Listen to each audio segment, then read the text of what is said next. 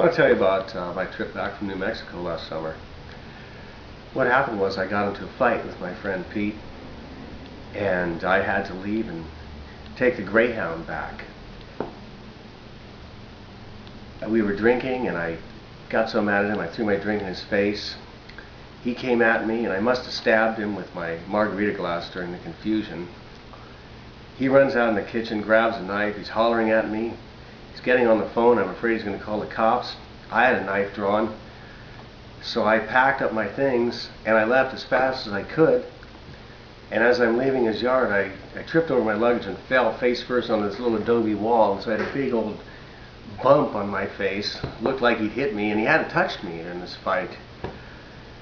So, as I said, I was afraid he was going to call the cops, so I went down to where I knew there was this irrigation creek, and I hid in that all night.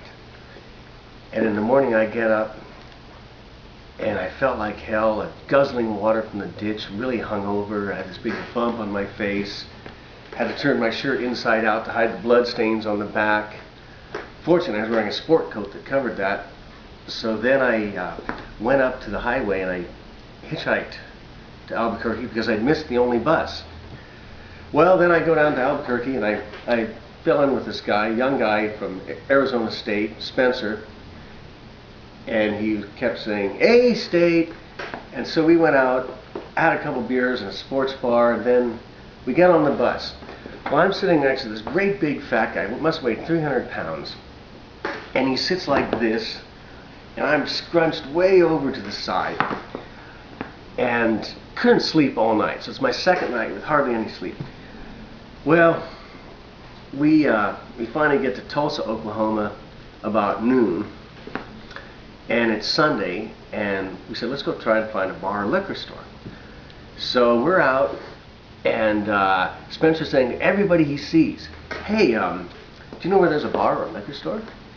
And we walk around about 40 blocks, get back, hadn't found anything, and then bus pulls out, we go right around the corner, and there's a tavern on the same block. Well, we said we'll try to get something in the next town. We fell in with these three guys. Two guys were college baseball players from Pepperdine, California. One guy used to play football at Oklahoma University. This great big guy, Leon. So we get to Springfield, Missouri, and we see a Walmart and a Wendy's, and so the ball players went running for the Wendy's, and Spencer and I started jogging. We get to Walmart. We get some sandwiches and some fruit, and then he says, "Oh, they got booze too." So I said, "Well, let's get a bottle of vodka." So we get back to the bus, we get on, we go to the back, and we say, well, let's have a little celebration. So we make ourselves some screwdrivers. We're singing, "Celebration time." And we're getting a good buzz on, and the guy from Oklahoma says, "Hey, let me tell you a funny story." He said one time the Oklahoma team played Texas Tech in Lubbock. So he said they go down there, and after the game, coach gave them all $200 each to go to a strip club. Well, they're at the club, and there's this one girl that's really he's just totally enamored of this girl. Thinks she's beautiful. He spends all his money on tips and drinks. He has $1 left, so he goes to this girl and says, "Listen, I've only got $1 left. Will you give me one little private dance?" And she says, "Okay, you're sweet. I'll do it for you." So she starts giving him this private dance, and then he said she started rubbing her breasts, and next thing you knew, milk was squirting out, and he's trying to catch it like this, and I was laughing very hard at this point, and the bus driver must have taken notice, because the next stop he came back and he frog marches us up to the front of the bus. We get off, and he says, "Would you guys like to stay here and wait for the next bus?" And I said, "No, sir, we're really sorry." And he says to me, "You're totally hammered." And my friend Spencer broke and said, "Listen, man, we were partying in Albuquerque. My mother just died. We're really tired." And I said, "Yeah, man, we did have a couple drinks before we got on, but this is my second night without sleep. I promise I'll be quiet." And the guy says, "Okay, I guess you can get back on." So we get back on, and then there's this kind of crusty old guy that's been on since Albuquerque in a cowboy hat, And I start talking to him, and he turns out he was a Marine in the Second World War.